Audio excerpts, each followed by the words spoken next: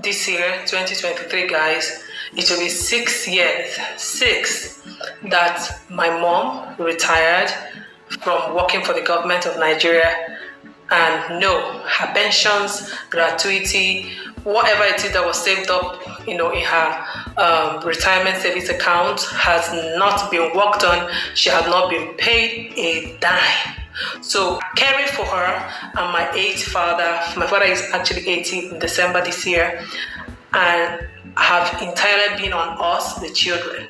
And that is typical of a lot of families across Africa and across the world sometimes, especially in Nigeria. And that made me begin to think, how am I going to cope after all this hard work?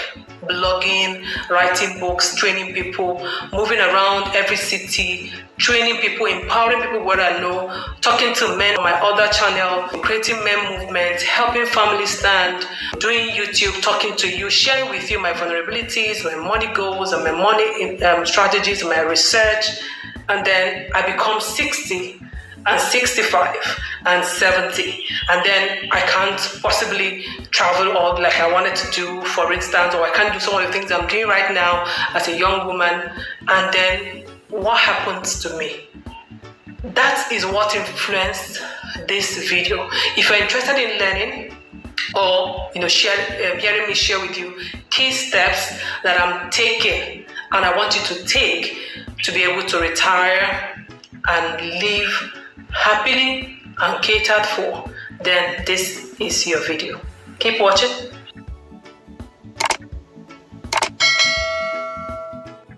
So in this video, I'm going to share with you 4 things I think you should do, just like I'm planning to do, or I've already started to do, when it comes to planning and investing for your golden years. Because when I clock 50, 60, girl, all I want to do is keep doing what I love to do, like making videos, because I really love to share. I really want to see people better, right? And I want to tour the world. Those plane tickets, those 5-star hotels are not going to be paid for by just wishing, right? It's not by wishful thinking I'm going to pick up those bills. I'm not going to speak on world stages just by not being able to afford even internet data.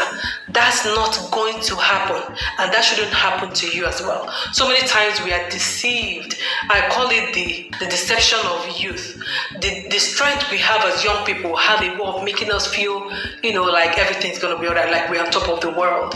This strength will not always be there. I remember how I used to feel before I clocked 40. It's exactly not how I'm feeling now that I'm in my 40s, right? The same way, I am not kidding myself anymore that I'm going to be feeling this way at 50, at 60, and onwards, right? And planning and investing for my golden years is something that I cannot but do. So the first thing I think you can do if you want to come on this journey with me is number 1. Understand that the earlier we start planning for retirement, the better. God, imagine I started planning to retire when I was 20, for instance. And when I may retire, let's take the age of, say, 65. So I would have had 45 years to plan. I would have 45 years to keep saving away a particular amount till 65. And that's going to be tangible than now that I'm already 42. I just have about 18 before 60, and then another 5, which is 23 years. So the amount of money I would have spent if I was my 20, like to contribute, assuming I bring out like 5K a month to contribute in the retirement savings account, for instance, and I do that over a period of 45 years, the money that I'm going to accumulate will not be the same. Like if I decide to do the same 7K, or rather the same 5K from now that I'm 42 till I'm 65. Now, that brings me to the second point. How much do you know you need as at when you're 65 that can keep you comfortable living your dream life without going broke, without becoming dependent? That's another thing to consider. Looking at inflation and everything, it can be so uncertain and crazy thinking about it. But that's the second thing you need to do. Like, how much should we save up before we are 65, whether we're working in 9-to-5 job or we're doing our own business, that we want to have in our account reserved for us till we are 65, that we are sure that despite inflation or whatever, it's still going to be relevant to help us, assume we can't even work anymore, to help us live in our golden years comfortably. How much we need to sit down and put pen to paper to say, this is how much at least I should have when I am 65. That's the second thing to do. And you know that when you're thinking about this second thing to do, apart from even inflation and all, you have to think of healthcare, right? So we may be needing, not even may, we'll be needing more healthcare. We'll need more well-being packages. We'll need, our lifestyle preferences will change. So the budget that we're looking at must be able to cater to these things. Okay, in a country like mine, we have insurance run by private organizations and stuff, and by government, if probably you're working with the government, but it's not anything that is, compulsory or mandatory that every citizen has.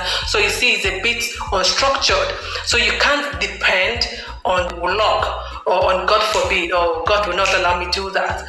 That is not a strategy, right? The third thing we need to do if we are going to plan and invest to live our golden years in style without going broke is to ensure that we are working with a financial advisor.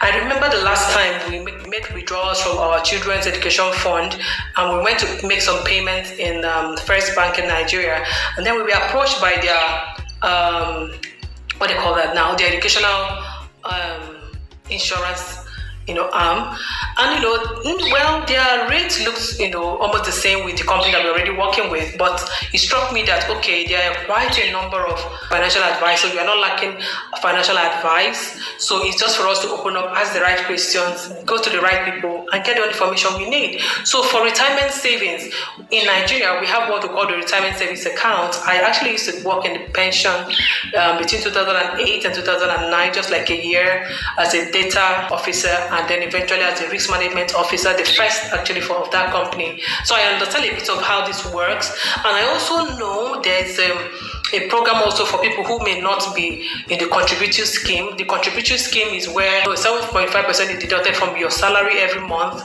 to contribute to your account. Then your employer also adds 7.5, making it 15%.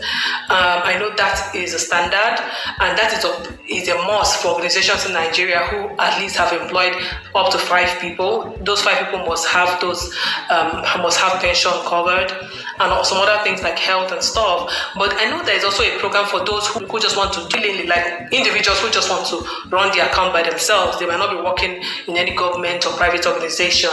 There's something they call it, I'm trying to remember, just something that says, you intentionally want to save for your retirement. This is a good time to find about that. I actually reading up about it. If you want that video, let me know. I'm going to do a whole video talking about how the Nigerian retirement savings account works and some other investment packages somebody can take advantage of in retirement, but that's outside the scope of this video. But let me know if you want that video in the comments, and I will make it. And that's because I am in Nigeria, so I can only talk for the one I know.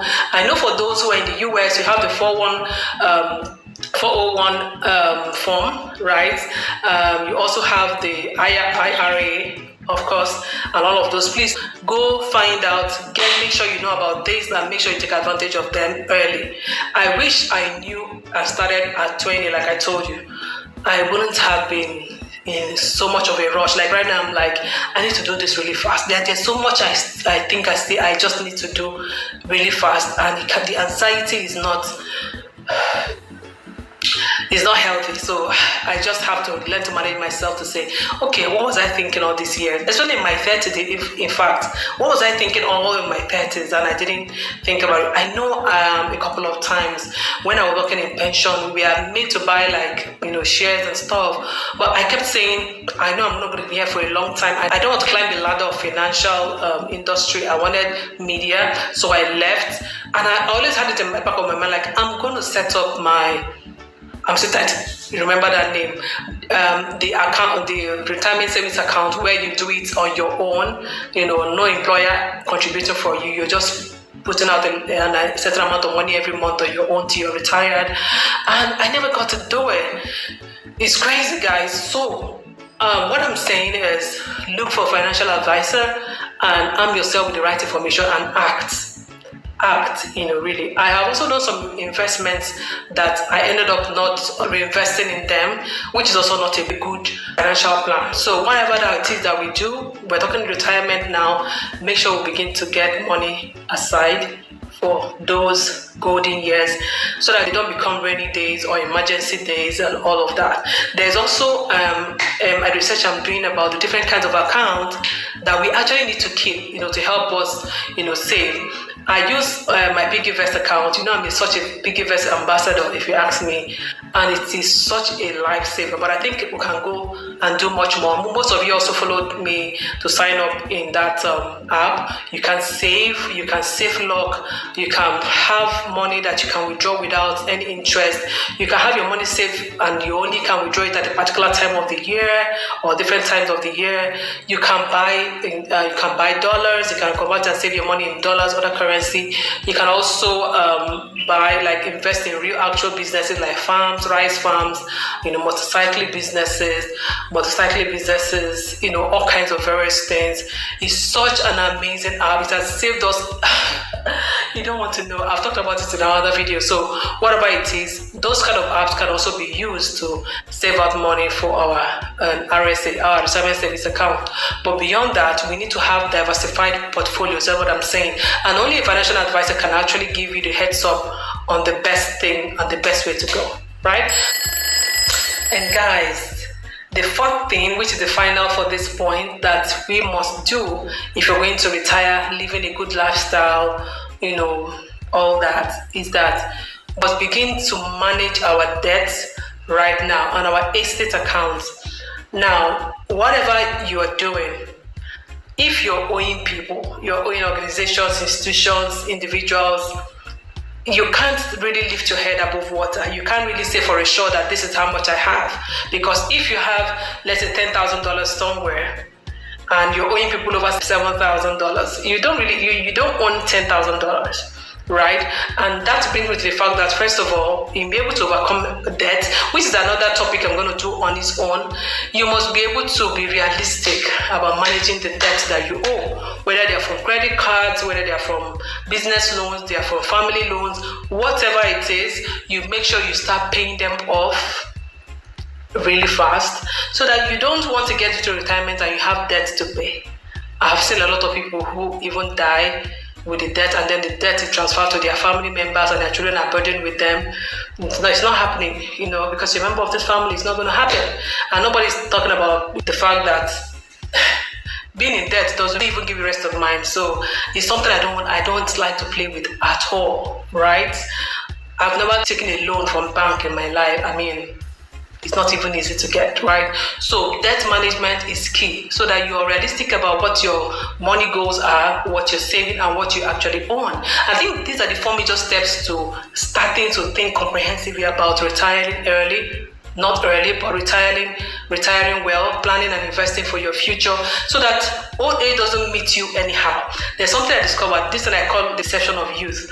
I still feel like the way I almost used to feel when I was 21, 19. And until you arrive at 60, you might not discover that there's certain things that are open to you. I remember years back, there's certain empowerment program that are made for youths, and some of them always have the cutoff age of 35. I remember a particular program I kept, applying for, which was a Mandela Fellowship.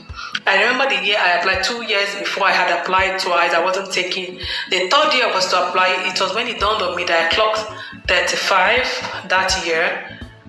And I felt my chances were really low. So when they didn't take me, I remember the next year I was really angry because I was 35. In my mind I was like, they should get out. They should get out, I don't meet the criteria anymore, And it dawned on me that, wait, that's the the age limit for youth. So I'm no longer like a typical youth. I'm not within the 18 and 35 bracket. That's the same way poverty will come on people and then they realize that, oh my God, what have I done with my youth?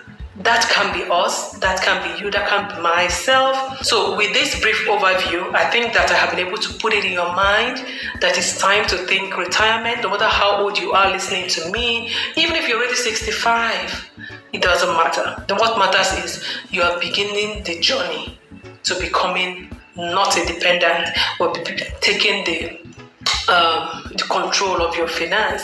And that's if you're still earning a little bit, or you have a skill. Even if the skill is to make people laugh, even if the skill is to do voiceovers, things that don't have to stress you physically, there are opportunities everywhere. And that's why I share a lot of opportunities here on the channel. There's so many things you can do as long as you are alive. You can always start a new career anytime. Retirement planning is so key. And until I come your way again, let me know what else you want me to talk about, so we can delve into this topic fully. I have a lot of experience, managing my parents' pension and all that, and what I'm doing currently to get there. All right. So until I come your way again, don't forget to go back to think about how to start and why you should start now, because the earlier you start, the less money you invest, you put away every month. But the older you are, you have to put much more money to meet your money goal. Coming to number 2, you need to have a money goal. Like, how much realistically do I need to have banked already before I'm 65 or 60, depending on when you want it, that will make sense for me to cover healthcare and all that I need for old age, right? Number 3, you have to look for a financial advisor, right? And finally, you have to make sure that you are thinking about clearing any debts, any estates, whatever that is hanging here and there, because you can't really be building wealth when what you think you have doesn't belong to you. Okay, catch ya.